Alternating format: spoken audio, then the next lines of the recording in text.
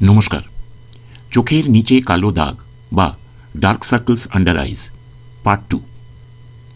অনেক মানুষের চোখের নিচে কালো কালো ছোপ ছোপ দাগ থাকে। এটা আপনারা প্রায় সকলেই দেখেছেন। এটা দেখতে খারাপ লাগে বলে আমাকে অনেক পেশেন্ট এই দাগ হয়ে যাওয়ার কারণ, প্রতিকার, ঘরোয়া চিকিৎসা ও ডাক্তারি চিকিৎসার বিষয়ে জানতে চেয়েছেন। এইগুলির বিষয়ে এই ভিডিও। এর আগের ভিডিওতে আমি জানিয়েছি যে এই দাগ হয়ে গেলে এর ঘরোয়া চিকিৎসা কি কি করা যেতে পারে। যারা ওই ভিডিওটি দেখেননি তারা অবশ্যই ভিডিওটি দেখবেন। ওই ভিডিওর লিঙ্ক এই ভিডিওর ডেসক্রিপশনে দেওয়া আছে। এই ভিডিওতে আপনারা জানতে পারবেন যে এই অবস্থার ডাক্তারি চিকিৎসা কি হয়। আমি অনুরোধ করব যে ভিডিওটি আপনারা শেষ পর্যন্ত দেখবেন। শেষ পর্যন্ত দেখলে আপনারা জানতে পারবেন যে কোনো কারণে ঘরোয়া চিকিৎসা ঠিকমতো না করতে পারলে বা ঘরোয়া চিকিৎসা ঠিকমতো কাজ না হলে ডাক্তারি চিকিৎসা কি কি করা যেতে পারে।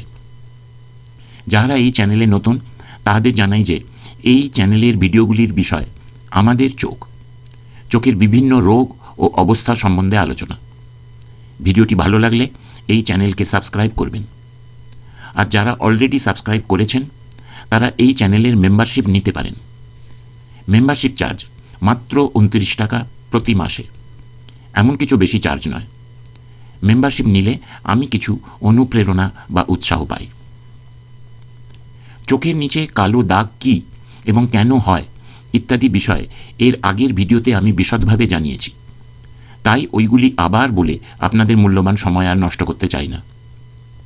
এখানে জানাতে চাই যে কোনো কারণে ঘরোয়া চিকিৎসা ঠিকমতো না করতে পারলে বা ঘরোয়া চিকিৎসায় ঠিকমতো কাজ না হলে কিছু কিছু অন্যান্য চিকিৎসা করা যেতে পারে।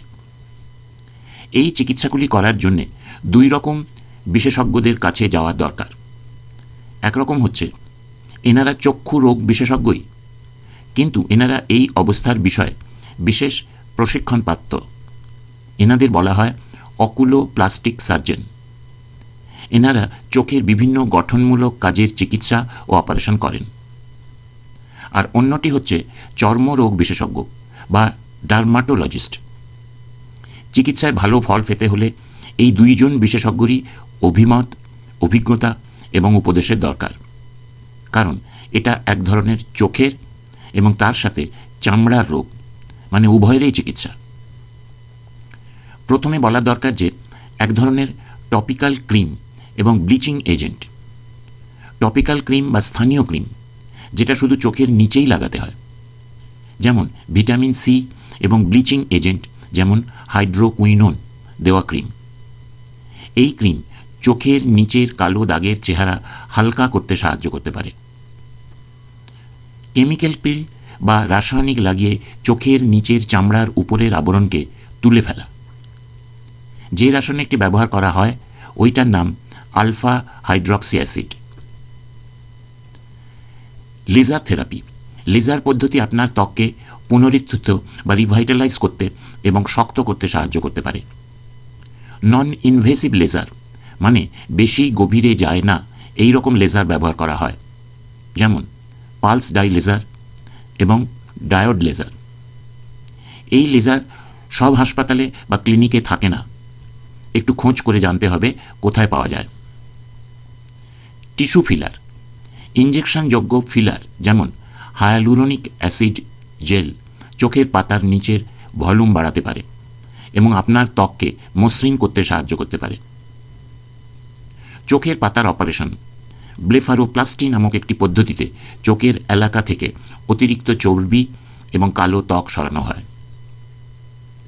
প্লেটলেট সমৃদ্ধ প্লাজমা ইঞ্জেকশন PRP।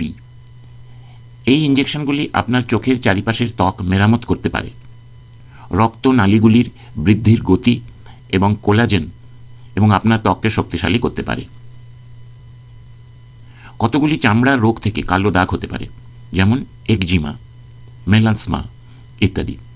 ওই রোগগুলি একজন চামড়ার রোগের বিশেষজ্ঞকে দেখিয়ে চিকিৎসা করাতে হবে। অনেক বিউটিশিয়ান চোখের নিচে সানস্ক্রিন লোশন বা সানস্ক্রিন ক্রিম লাগাতে বলেন, কিন্তু চোখের নিচে এইসব জিনিস লাগাতে আমি বারণ করি। কারণ এইসব জিনিস লাগাবার পর চোখের পাতায় এক ধরনের ক্রনিক অ্যালার্জিক ডার্মাটাইটিস হয়ে যায়। আমি অনেক অনেক এই ধরনের রোগীকে দেখেছি। এনাদের সকলকেই আমি চোখের নিচে এইসব ক্রিম বা লোশন লাগাতে নিষেধ করেছি, তারপরে তারা সুস্থ হয়েছেন। আশা করি চোখের নিচের কালো দাগের ঘরোয়া চিকিৎসা ছাড়াও আর কি কি চিকিৎসা আছে এই বিষয়ে আপনাদের কিছু ধারণা হয়েছে। ভিডিওটি পুরো দেখার জন্যে আপনাদের ধন্যবাদ জানাই। কিছু জানাবার ইচ্ছে থাকলে কমেন্টে জানাবেন। নমস্কার।